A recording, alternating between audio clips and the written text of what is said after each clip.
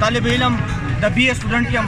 زه دا لکان چې راغوټي دا موږ روډ نه بندو موږ چې خپل حق تپوس کوو په یوه غاړه باندې ولاړ یو موږ دا خبره کول غواړو دا احتجاج چې دی زموږ له دې باره کې دی چې یاره د لکانو 1500 روپۍ فیس دی نو دغه سوات یونیورسټۍ والا وایي چې دا به 15,000 شي 10,000 به شي دا خو غریب عوام دی چې دې سره دا دومره روپۍ د کم طرفه راځي که آیا دې مالدار دی په یو ښې یونیورسټۍ کې سبق دا ټول غریب خلک دی د دې خبرې موږ भरपूर مزاحمت کوو بل خبره ده چې دوی ایگزام دی دا و چې دا ایگزام دی دې له به چې دی د سوات یونیورسټۍ نه استادان راځي او دی به ایگزام لري خواري محنت زموږ سره دا استادان وکړي او محنت چې دی دې را سره وکړي او استادان به هغه راځي موږ ته دا خبره نامنظوره ده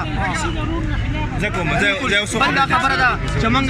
زه په خپله د پښتون کنفدریشن یو اتنا کارکون یم زه هم دا خبره کوم زه اول مزاحمت کوم باخیره ټول واړه کې زموږ سره ولاړ دي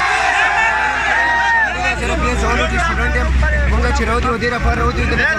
ډیګري کالج کې چې دی نو سیمسټر چې دی نو زموږ سره 1500 نو 2000 روپۍ پورې لیدل ټیچران زموږ سره انتهایی ځان کړی سواد یونیورسټۍ دا ایشو چې هغه چې مونږ به دا سیمسټر د 5000 نه 10000 روپۍ پورې سیمسټر فیس اخلو بل خبره ده چې هغه ټیچران چې کوم دي زموږ پیپر یې چې دی مونږ دا هغه کار نه کوو دلته زموږ استادان چې دی دلته مونږ سره ځان انتهایی کړی نو زم دا دغه چې لکه زموږ د سټر روټ چې راټیک دی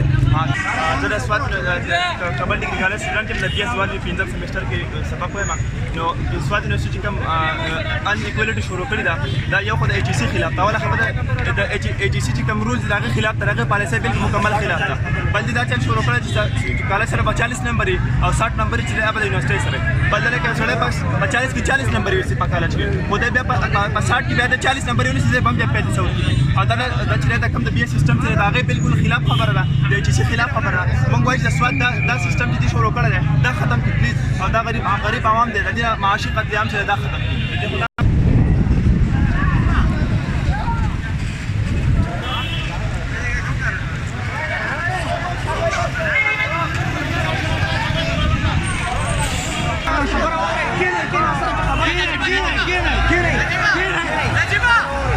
نجیب اکر کینې خبره